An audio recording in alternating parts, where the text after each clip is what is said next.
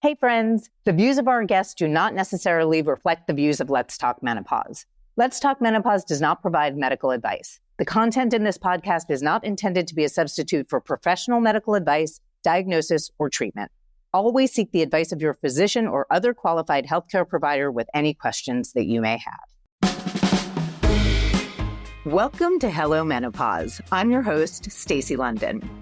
Hello Menopause is changing the conversation around menopause. In every episode, we explore the physical, emotional, and mental changes that women experience during this transformative stage in life. This season, we're so thankful to our sponsor, Versally. The options for menopause care can be overwhelming, which is why they've done the research to help you navigate all of them. Versally is a one-stop shop for expert advice, curated products, and access to virtual care. It's where menopause makes sense. Visit Versally.com to learn more. We'd also like to thank Always Discreet for sponsoring this episode of Hello Menopause. Welcome back to Hello Menopause. I'm your host, Stacey London. Today, we're flipping the script on what it means to age. My guest is the incomparable Chip Conley, founder of Modern Elder Academy, best-selling author, and former head of global hospitality and strategy at Airbnb. Chip has made it his mission to help people reimagine midlife, not as a crisis, but as a chrysalis, as a time of transformation, purpose, and reinvention. We discuss what it means to thrive physically, emotionally, and professionally in one's 40s, 50s, 60s, and beyond. We also discuss how we navigate health changes, career pivots, and the ever-present question, what's next? If you've ever felt like midlife is a messy middle, Chip's here to remind us that it can also be the most meaningful chapter yet. Please welcome Chip Conley to Hello Menopause.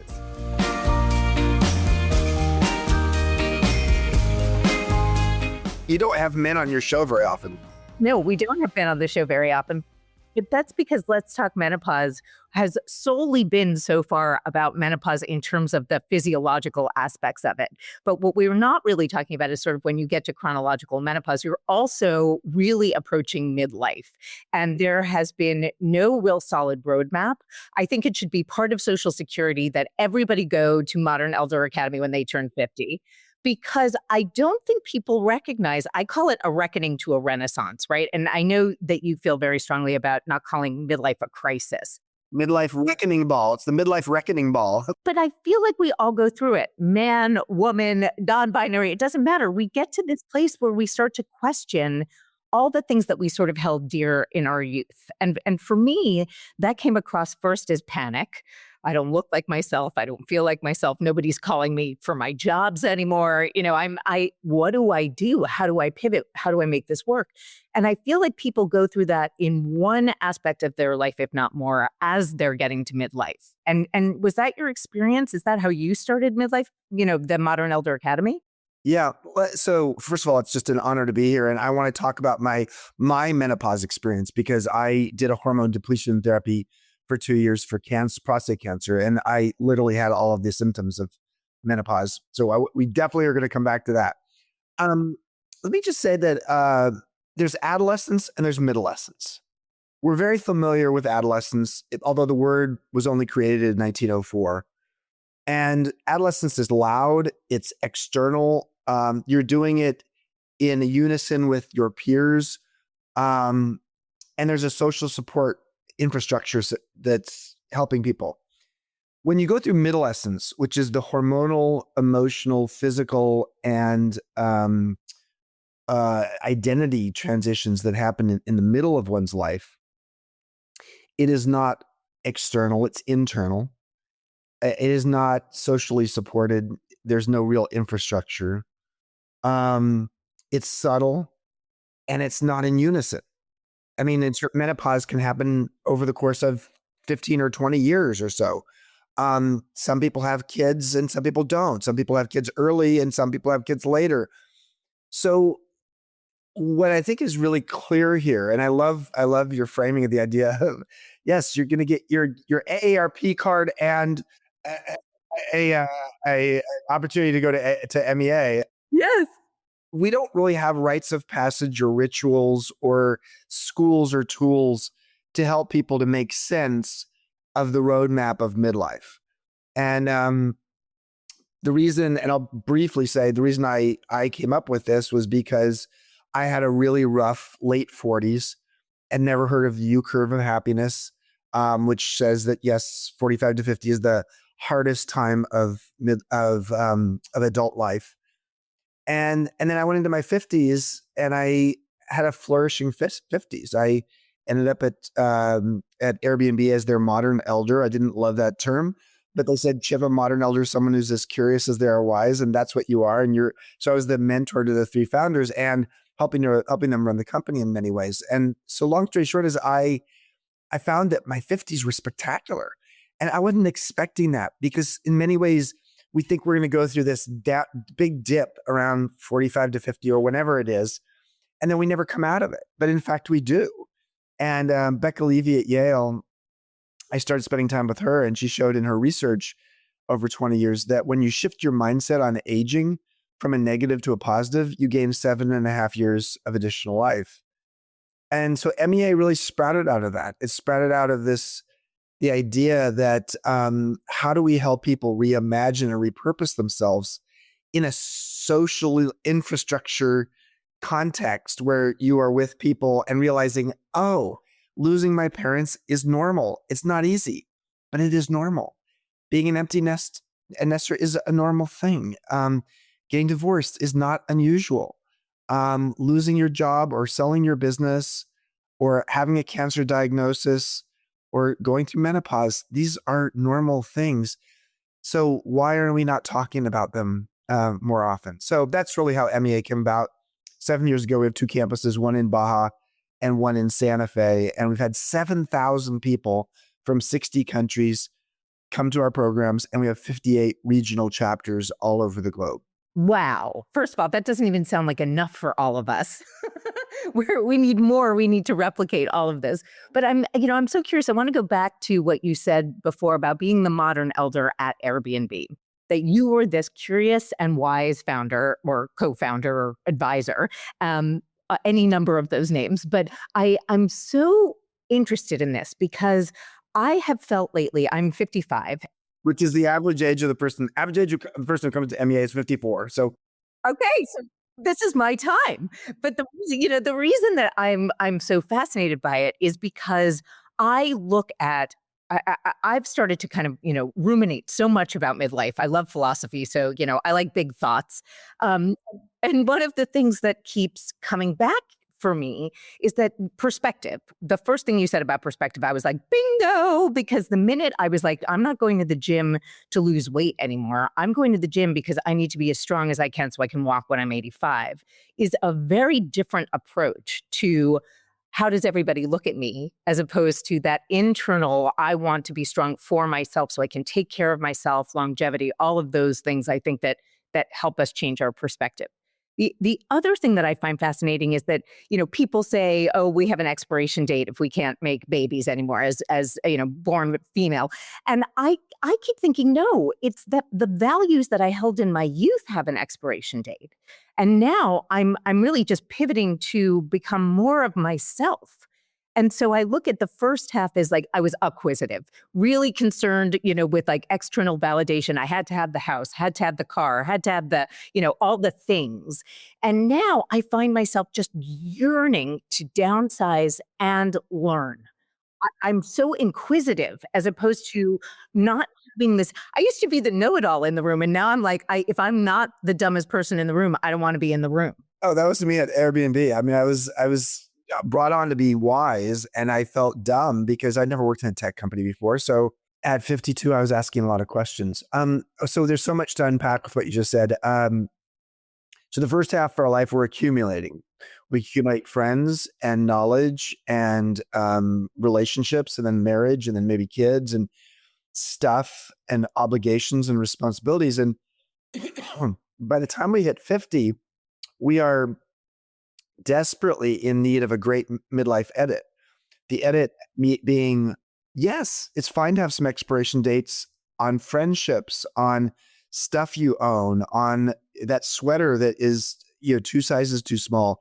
That's fine, because pouring out part of your tea out of your cup allows you to pour some hot new tea into the cup, because the things that are lukewarm in your life are meant to go away. And so the process of learning that in our 50s, we can have a new beginning and a curiosity about things and have some time affluence, maybe. We had a lot of time poverty in our 20s, 30s, and 40s. So what it would be like to actually have some more space in our life so we could actually try some things out. I love that phrase, time affluence. Time affluence. Yeah, no, it's good. You also talked about the body. And yeah, we move from, our body's like a rental vehicle we were issued at birth. So every one of us, we like, at mine today is like Hertz renter car. So it hurts. But the rental car that you were issued at birth is, in the early years, up till who knows what age, it depends on the person, we're shining it, we're making sure it looks good on the outside. And it's really the short-term vanity, which is fine. And then at some point you realize, as you suggested, that it's really more about the long-term maintenance, not the short-term vanity. And it's about how does it feel like on the inside? And the body is a really important piece. It is the vehicle that takes us from one place to the other. But it also, as you get older, it's really more about loving your body and appreciating its role in your life rather than seeing it as an object. And this is, so much more important for women than for men in our culture, partly just because of how we were all brought up. Yeah. So, as we get older, your beauty moves from your face to your heart. Oh, I love that. But I also think, what you're saying is absolutely right. This is a patriarchal kind of, culture that we find ourselves in, and women are inevitably more concerned, I think, with how they're aging than men generally. But I do think it's interesting because you are the founder of Modern Elder Academy. And I'm curious what made you realize in your own life that something like this was going to be necessary for people, that the loss or the confusion that you were experiencing certainly is universal. But how do you know if you're not talking about it? Yeah. The deeper part of my story is from age 26 to age 50, I was running a boutique hotel company that I'd started called Joie de Vivre, based in San Francisco. We had 52 boutique hotels around California, and I loved it till I hated it. And when I hated it a lot. And it felt like an identity that was affixed to my body like a Band-Aid. And there was no way for me to get it off without it being painful. And then we had the Great Recession and I was running out of cash. And I had an NDE. I died. And I went to the other side 9 times over 90 minutes because of an allergic reaction to an antibiotic. Fortunately, there were paramedics when I had my first flatline experience there because I went unconscious after giving a speech on stage in St. Louis. Yeah, I know. It's crazy. And, when you die and go to the other side multiple times and see what's there, you sort of have this weird sense of like, okay, it's going to be all right. And, I don't have to live my life this way. I can pull this Band-Aid off all over my body. And it will be painful. But the identity of being the founder and CEO of the second largest boutique hotel company in the US doesn't have to be my only identity. And over the course of time, I did that. Now, the other thing that happened, Stacey, was that I lost 5 male friends to suicide, ages 42 to 52 during the same time, between 2008 and 2010, during the Great Recession. And so my own personal experience of like, wow, I could have used a school to help me understand how to navigate transitions in midlife and how to cultivate my purpose, how to reframe my relationship with aging, and how to find my wisdom. It was really not until 52 when I joined Airbnb that I realized I even had any wisdom because I was surrounded by people who were half my age. And so long story short is it was the combination of my own personal experience, but also the fact that I lost 5 male friends to suicide. Now, I also had a lot of women friends who were really struggling with menopause during this time as well. And back then, this is 13 years ago. Well, actually more than that. I mean, I'm 64 now. So, I mean, I had my flatline experience when I was 47. So 17 years ago. And these women were like no one was talking about menopause and they felt like they were losing their minds. And so I was also noticing that, I'm a gay man. So I have a lot of female friends. I have a lot of male friends too, but I have a lot of female friends who feel very comfortable talking to me about what they were going through. And I was like, have you talked with your friends about this? And I was like, well, we don't talk about this very much. I was like, okay, like, I don't understand, but I think it's time to talk to your friends. So it was all of that led me to the day where I was writing a book called Wisdom at Work, The Making of a Modern Elder, which is my story of being at Airbnb in Baja. When I was in Baja writing the book, I went for a run on the beach and I had a Baja aha. I had an epiphany. The epiphany was, why are there no midlife wisdom schools? Why are there no places for people to really reimagine who they are and tap into the wisdom they've built? Because our painful life lessons are the raw material for our future wisdom. And so that's really how it came about. It's amazing. I'm also curious. I mean, that's like the Baja Aha is like the big, breakthrough moment for you. How did you start to assemble? Like, what did it look like when you were that sort of the architecture of Modern Elder Academy? How did you decide what to teach in curriculums? Because one thing that I found that I was really stressed, that I stressed out about was that there was this sense of, I don't know how to get out of this. I don't know, you could say I didn't walk across the Brooklyn Bridge because I was afraid I was going to throw myself off of it. I mean, there was real like, I had depression, anxiety, rage, the moods that were so, they almost felt like I had my entire nervous system was deregulated, that I couldn't see the world in any other way than this like particularly negative, very stressful way when I was going through perimenopause. Yeah, let me answer that in two ways. One is, um, I think for me in creating the curriculum, I knew that there were things I had learned, but I needed to reach out to experts on midlife and menopause and everything. And so whether it was Becca Levy at Yale or Arthur Brooks at Harvard with, his book From Strength to Strength, he actually profiles MEA, and he really focuses on the brain and our career and how the career can make a real big comeback in our 50s. Dacher Keltner at UC Berkeley, who's on our faculty, the world's leading expert on awe, was really helpful. Carol Dweck, the mindset expert at Stanford, was helpful. So what we did is we tapped into some amazing academics, and then we took the social science around midlife and around the physical side of midlife, but the socio-economic or socio-emotional side of midlife, the cultural, the spiritual side of midlife. And we fused it all together in this curriculum, which is now a five-day program in Baja or in Santa Fe. And then we have these online programs as well.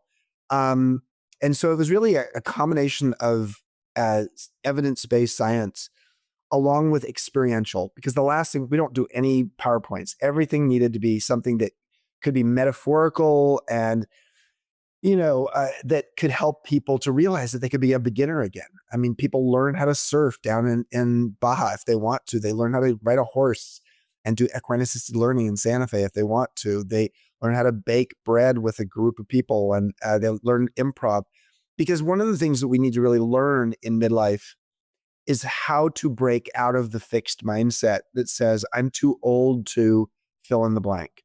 Now, and the other thing that I wanted to say just about your experience with perimenopause is, so I have stage 3 prostate cancer that spread to my pelvic lymphs. And 2 years ago, a little over 2 years ago, I had to go through pretty radical 2 surgeries, ultimately taking the prostate out, 36 radiation sessions, and 2 years of what's called ADT, and androgen deprivation therapy. So men go through andropause, but it is nothing like menopause, and it's very subtle, and most men have never heard of andropause.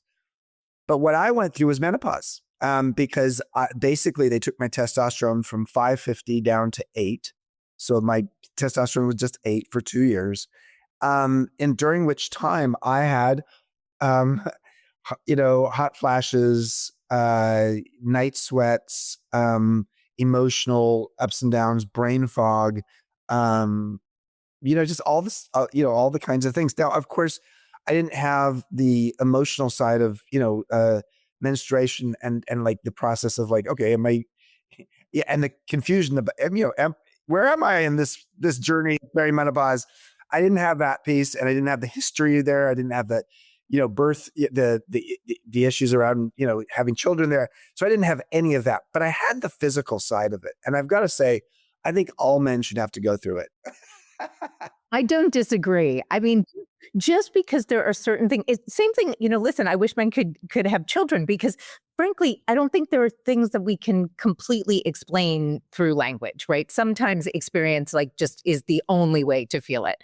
And it's wonderful to hear you say that, one, because I just feel like, yay, we're getting, more support in the world, period. But it is also this kind of thing where I do feel like the feminine sort of reproductive journey is one where we're kind of teaching women never to feel safe in their own bodies. And I had this discussion with Latham Thomas, who is a birth doula and also, does a lot of maternal care.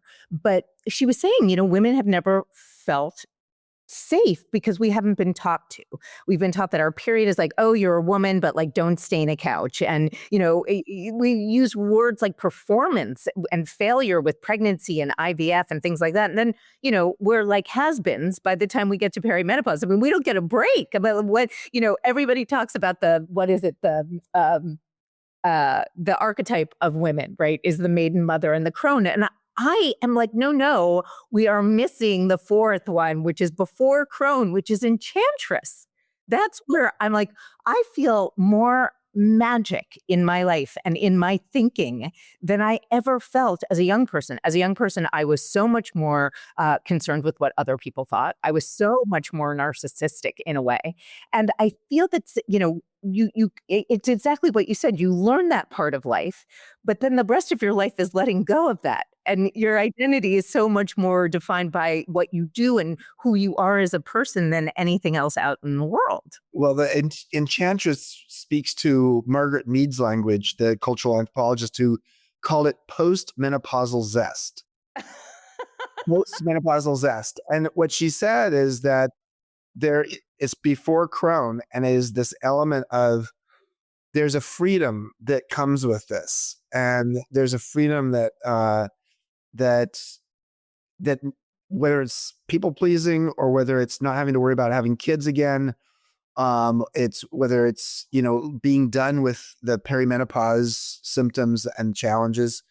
There's something that comes with that, and I see it. 64% of the people who come to MEA are women.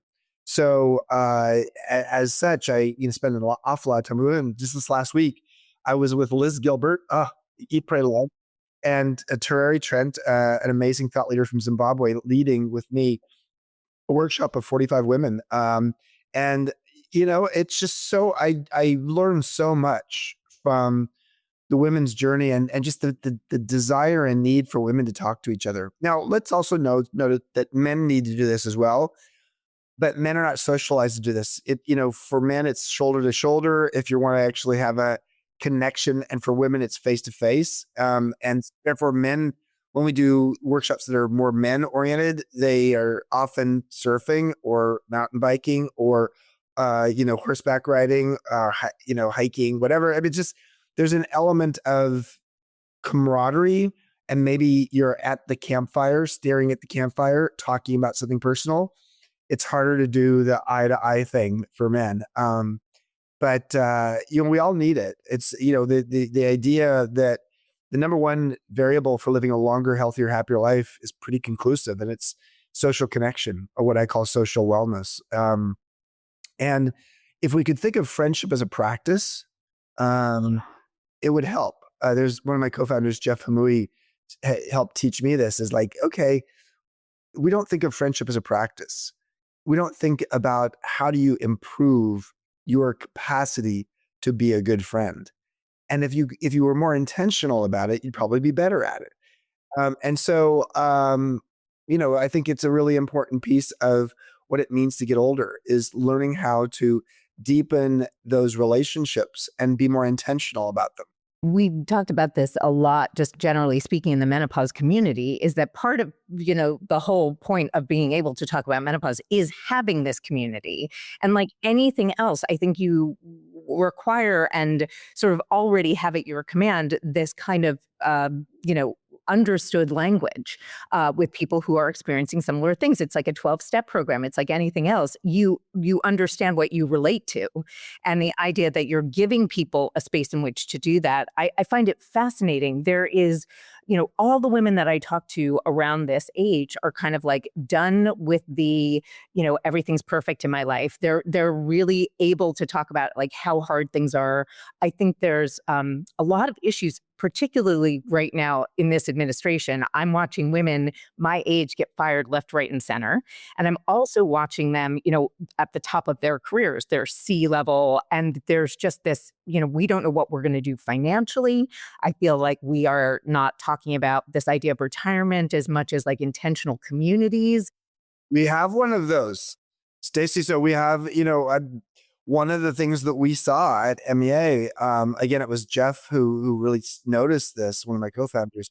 I have two co-founders, Christine and Jeff. And Jeff noticed there were so many people, especially women, who after 50 were asking the question, and partly because, frankly, the dating odds for heterosexual women after age 50 are not very good, since 70% of the singles over the age of 50 are women. So what they were asking is like, how do I live in community like this? I loved my experience at MEA. I'm going to come every year, but how could I do this, year round? And so we created a regenerative community, not a retirement community, in Baja, about a mile from our campus, right near the beach. And it's called Baja Sage, and 26 homes around a regenerative farm. And that sold out overnight. And so we're going to do this. We're going to do the same thing in Santa Fe. And so, yeah, it's a thing. I mean, I think, you and I need to hang out. We totally do. I'm like, I want to come. I want to come to Modern Elder Academy. I want to buy property. It's funny. The first time I heard about sort of any intentional living community was Serenbe.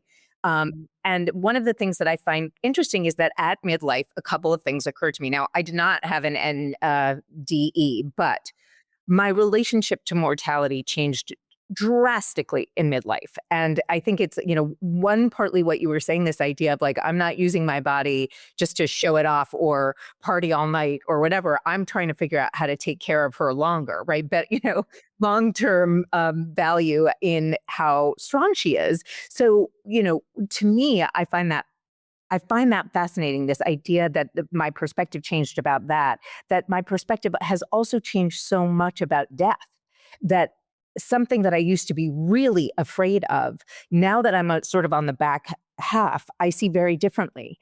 I see it as sort of this underlying, these are the parentheses that make the sentence in the parentheses so much more valuable. So my whole attitude towards mortality has changed, and my whole attitude towards social contact and friendship. Whereas I used to isolate when I was sad, now I reach out to people. I want to keep this group together. And we keep talking about the fact that, we need to support each other, whether that might be help financially or help raising your kids or, having a good death. And this idea that, we may keep people alive too long when they're sick, and all of these things that I think change the way we look at life and reframe death as, what Ram Dass said, your shoe's a little too tight, you get to take it off. So to me, it kind of all the things that you're doing are sort of the things that I believe midlife is really meant to do. And it is this moment where, yes, we are exactly like Margaret Mead, able to do something that is solely about becoming more of ourselves and less about helping everybody else. Yeah, particularly true for women. The idea, that a lot of men say that the thing that reminds them of what they're supposed to do after 50 is they're supposed to be in service. And, and that may fit men, but that might not fit women, because women have been in service. And for a lot of women, it's not about being in service or I am what survives me. It's more like I am how I find joy every day. And I am here to be a great friend. And I'm, it's not about caregiving. What's been fascinating for me is to study what are the top 5 issues and worries that men have in midlife versus women. And off the top of my head, I'll just say for men, it's the loss of being virile for men, career and financial disappointment, loneliness, and not knowing what to do with their loneliness. And there's a couple others for men. For women, it's perimenopause, number one on the list, and menopause for some.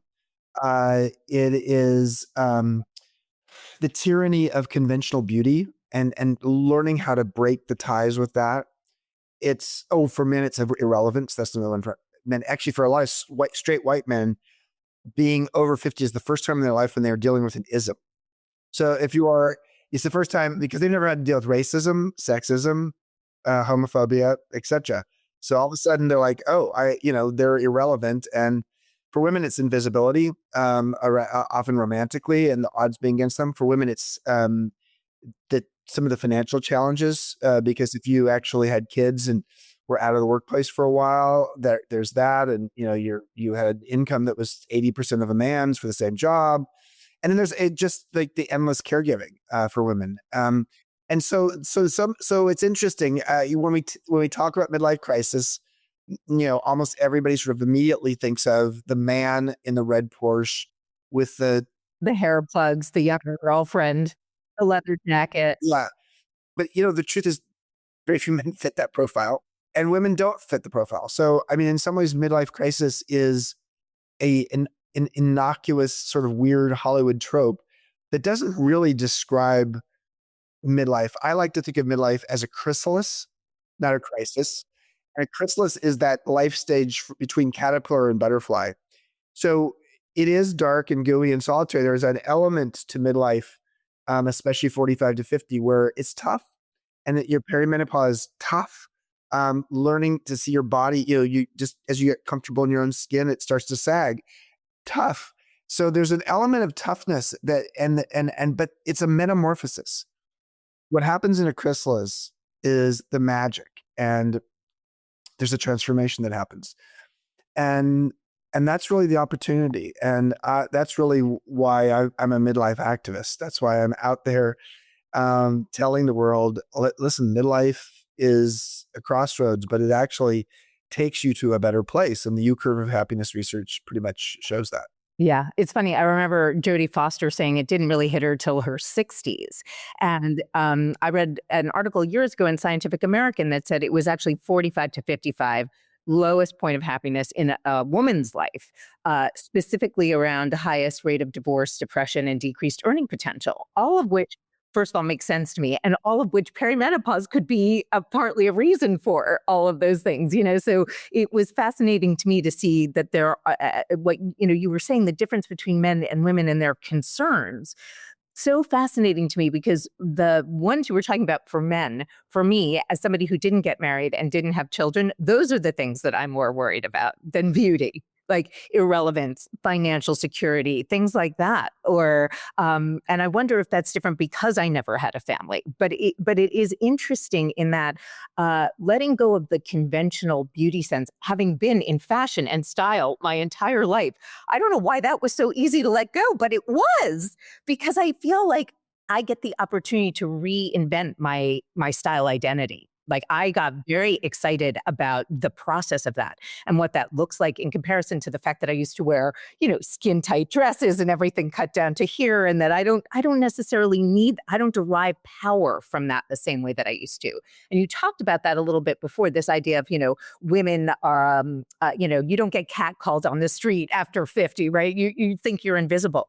I didn't feel that. I felt this like incredible surge of power in redefining my look. You've got a Gloria Steinem look. You in all the positives of that. And I don't know if that's intentional. I will take that. I was lucky enough to interview her last summer at 90. And wow, what a firecracker she is. I think, the thing that's really true is that, as I mentioned earlier, when we're going through adolescence, we're going in unison with our classmates. I mean, literally, you're going through first kisses and first time driving and all these firsts, but you're doing it at exactly in the same year with everybody. But as we get older, we have so many different paths we're on, that the different paths that we're on allow each of us to get comfortable with the fact that we're not playing the goddamn game of life, which is an American propaganda tool. that was meant to say, like, there's one path, the old board game, there's one path to living a good, successful life. So being able to have the freedom to be single and to not have kids, or to change your career, or change your gender, or whatever you want to do, there's a lot of freedom. And you care less, you have more, no more fucks left to give. I mean, that's where a lot of it is. And that doesn't, when I say that, it doesn't mean that you don't care about certain things. You just are much more discerning about what to focus and care about, and whose opinion matters. And quite frankly, it's a very small number of people about who you'll feel that way. And what a relief. Exactly.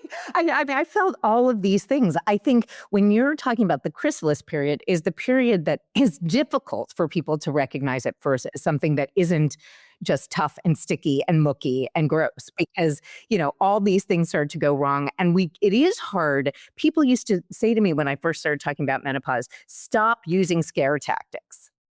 And I was like, scare tactics? Find the truth.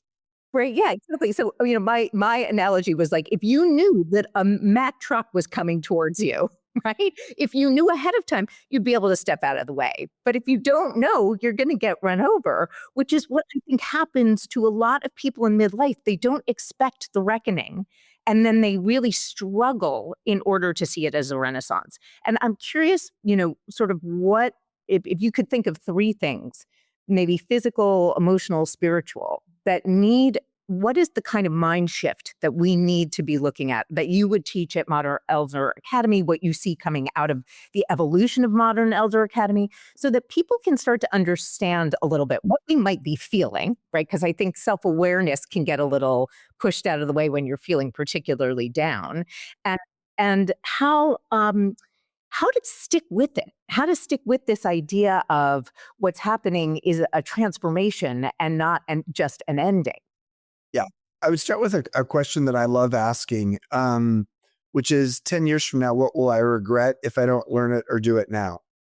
And the reason I love this question is because anticipated regret is a form of wisdom. And when you're 20 years old, you don't have anticipated regret. You just think you're going to live forever. But when you're 55 years old, there's certain things that, if at 65, Stacy, you're going to regret it if you don't learn it or do it now. And when I moved to Mexico 8 years ago or 9 years ago, I started learning Spanish and learning to surf, even though I was I don't know, I was 56 years old. And I had a mindset that said I'm too old to do this. But I also thought, God, if I'm going to be in Mexico 10 years from now, I will regret that I didn't start learning Spanish or I didn't learn how to surf. So there's an element of the emotional side of this is to realize, yes, you can learn how to become a beginner again. I mean, we learned how to become a beginner over and over again when we were teenagers. And why is it that as we become adults, especially in midlife, that we think somehow we can't learn something new or try something new, et cetera? So that's a starting point. I would say when it comes to transitions, almost all transitions fit into three stages: the ending of something, the messy middle, and the beginning of something. And once you know that, and for your listeners, on the MEA website, if you go to it's meawisdom.com is the URL. If you go to the bottom footer, there's something called the Anatomy of the Transition. It's a free ebook, and it helps people understand. So click on that, and you'll get it. And it says you start with the ending of something, and you want to ritualize that. And then you go to the messy middle, and that's when you need social support and you need to understand your through line of what you're going through and how you're going to be better on the other side of this. And then the last stage is the beginning of something. And that's when you need a growth mindset. You need to be willing to lose your self-criticism, be open to trying something new, focus on the improving and the getting better at it. It requires a certain kind of bravery, I guess, because what we notice right in the elderly, as we get older and older, we become much more rigid. It's funny. I saw it in my grandmother. I see it in my mother now. It's like, don't move things. Like you have to keep pills on the table where they were in that order, or things where we become much more frightened. I would say that's unhealthy aging. Getting rigid and calcified, including their politics sometimes, where they're just like stuck in a certain place. I met my parents. So it's so funny we're talking about this. My parents are 87. I am at their retirement community right now. I had dinner with them and friends last night, and it was really interesting just to hear them talking about things. And there was a calcification about, athletes getting paid in college for being athletes now. And, in the old days, it wasn't like that. And it was just like, I was sort of laughing because it was like, okay, the problem for a lot of us is that if we get very stuck in our thinking and our ways, we wonder why we're so bored. And so yes, people can get very stuck in their ways as they get older. And that is part of the reason why, from a physical perspective, you want people to do yoga and you want people to go out and do walking, because it's really important to continue to be limber. But it's not just the body, it's the limber of the mind. It's the limber of the mindset, and the emotions too. So, I mean, yes. So all of that's true. The other thing is being curious, going out on an awe walk and asking the question before you go out walking, nature, what do you have to teach me today? Being in awe of the world is a really healthy. It's good for the mind. It's good for the emotions. It sort of, calms our nervous system, but it also helps us to see the small part we are in a bigger, world, which is really helpful. One of the things that is true is that in our early 50s, people, generally speaking, get more curious about the meaning of life and about spirituality and religion. So how do we stoke that?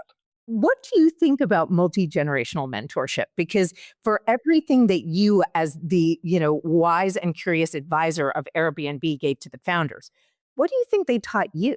Listen, I think mutual mentorship, where the mentorship's happening both directions, that's exactly what I did in my 7.5 years at Airbnb. I was the boomer, they were the millennials, and we learned from each other. We were both better off for it. Here's an interesting stat. By the year 2027, 2 years from now, the majority of Americans will have a younger boss. Now, we've never seen this before. And I think part of what's fascinating is power is moving to younger people faster and faster. And yet older people are staying in the workplace longer.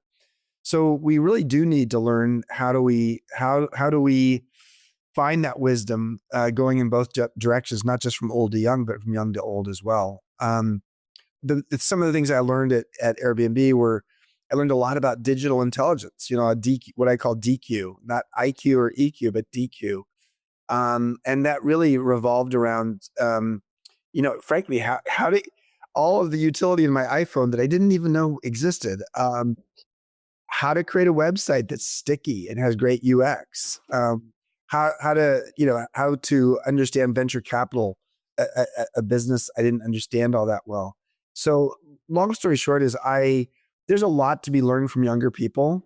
And I ended up writing a book about this called Wisdom at Work, The Making of a Modern Elder, that helps people to understand, how do you mentor younger people and how can they mentor you? Yes. And I'm curious that you were saying before that we're more than likely the majority of people in this country will have a younger boss. Um, how do we stay away from that kind of mentality of, it's very easy to kind of be a separatist when it comes to generations, right? It's interesting. I see so many commonalities between Gen X and Gen Z in the fact that just the way that they are breaking down barriers and sort of systemic structures around race, around gender, around sexuality has really allowed, from my perspective, Gen X has a kind of new sense of freedom. They have a new language. Whereas like a lot of people used to just say they were gay. They didn't know that they were pan or not even bisexual, just, asexual or whatever it is. They didn't realize that there was another name, a way to specify. So I see kids coming out in their teens and 20s as much as I do people in their 50s and 60s. That feels like some kind of liberation. That feels like something new. Like there is a generational connect there that's going to be very powerful. Just the topic of wisdom is really interesting. We live in an era in which knowledge, sort of like the end of the knowledge era, because with AI and Google, I mean, all the world's knowledge is at your fingertips. It's a commodity. But wisdom, which is really your metabolizing of your life experience to be shared for the common good, wisdom's really valuable and a great balance for AI because it comes from your human experience. Yes, the older you are, the more raw material you have, the more life experience you have. But quite frankly, I know people who are 30 years old who are wiser than 70-year-old because they make sense of their life experience. They learn from things and they know. So I just think there's this idea of moving into the wisdom era and wisdom being something that anybody can do. In fact, the great thing about younger people learning from their wisdom is the sooner you learn things, the more life you have to take advantage of that learning. When I was 28 years old, I started something called my wisdom book. And every weekend I would spend about 20 minutes, um, writing in my wisdom book, a few bullet points of what I'd learned that week and how it was going to serve me in the future. And whether it was personally or professionally or spiritually or physically or relationally, I would make that. And I've been doing that now for 36 years. And it just accelerated my cultivation and harvesting of my wisdom. And so anybody could do that. And I, have taught my leadership teams at Airbnb and at MEA and at Joie de Vivre, my hotel company, to do that, where once a quarter, the leadership team sits down and says, okay, let's have each one of us talk about their biggest lesson of the quarter and how it's going to serve them in the future. And there's a beauty in having people digest and make sense of what they've learned. I mean, that really is secondary, right? That does really separate knowledge from wisdom for me, because it's interesting. I gave I gave a speech once at a Cosmopolitan Summit when I think they thought I was going to talk about like the best liquid eyeliner and like maybe the best vegan leather leggings. And I wound up talking to these 22-year-old kids who had all just graduated from college about things that I feel like we are starting to lose in a digital, environment. And the rate at which technology is moving is so fast that this idea of discovery has been lost. And I think that's a little bit sort of maybe, the connective tissue between knowledge and wisdom is it's not only experiential for something, to happen. You actually have to do something to discover it instead of like reading a book about how to do something and then doing it with a certain amount of expectation. This is about doing it and learning without expectation what the lesson is. That's exactly right. I mean, the number, like curiosity and openness to new experiences are variables. They're very correlated with living a longer, healthier, happier life. And the curiosity about your own life, like what could I learn from that? How could that serve me in the future, is something that we're not taught. I mean, in some ways we're taught in weird ways as kids, like don't touch the stove. Um, that's a good example. Like, why do we not keep that process of intentional learning woven into our careers or our relationships or things like that? I feel like this is such good information. One, because people who do get to modern life, to midlife, I don't know in modern times if they're actually aware of the fact that there's so much they don't know, right? Or there's so much that they haven't been taught. I think about things in physical terms too, right? Like, okay, I know how to stay out of danger. Like, if the tide is too strong, you don't go out swimming, or those kinds of things. But I think this kind of more, I'm reading Pema Chodron's We Live How We Die, or I'm paraphrasing, I think. But, I was thinking about the fact that really what that book is about is just being okay with change. Like being okay with the fact that things do not stay the same. And that if you're willing to accept that, if you just have an openness to that, then you really do get the benefit of what, I'm calling sort of this renaissance after all the tough stuff. Because I didn't realize how much curiosity plays into being happy at an older age.